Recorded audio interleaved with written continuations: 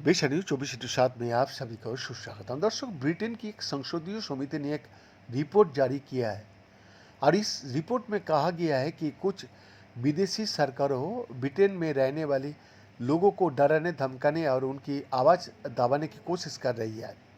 इस रिपोर्ट के साथ समिति ने सबूत भी पेश किया है। इस रिपोर्ट का नाम ट्रांसनेशनल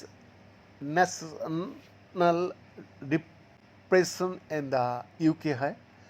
रिपोर्ट में ब्रिटेन में विदेशी सरकारों की गतिविधियों को मानवाधिकारों के लिए खतरनाक बताया गया। साथ ही ब्रिटेन की सरकार से इस पर कार्रवाई करने की मांग भी किया गया।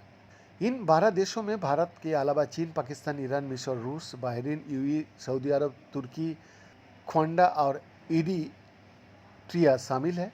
भारत ने अभी इस रिपोर्ट पर किसी तरह की आधिकारिक प्रतिक्रिया नहीं दिया है।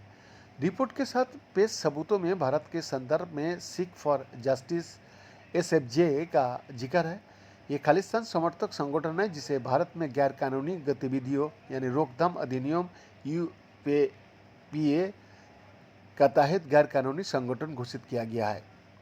इस संसदीय समिति में ब्रिटेन की कई पार्टियों के सांसद है और यह समिति ब्रिटेन का भीतर मानवाधिकारों से जुड़े मामले की जांच भी करती है।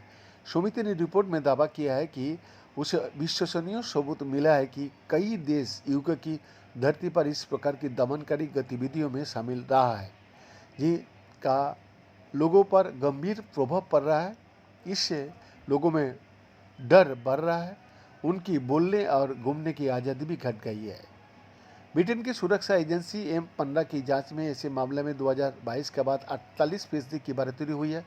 ये भी बताया गया कि कुछ देश इंटरपोल के नियमों का गलत इस्तेमाल कर रहा है। इसमें चीन, रूस और तुर्की का नाम सबसे ऊपर में है, लेकिन भारत और कुछ अन्य देशों पर भी ऐसे आरोप लगा है कि समिति ने ब्रिटिश सरकार से इस मामले में सख्त कदम उठाने की मांग की है ताकि मानवाधिकार की रक्षा हो सके। बीएन का एक्सक्लूसिव रिपोर्ट, बेशनी 24/7 रांची।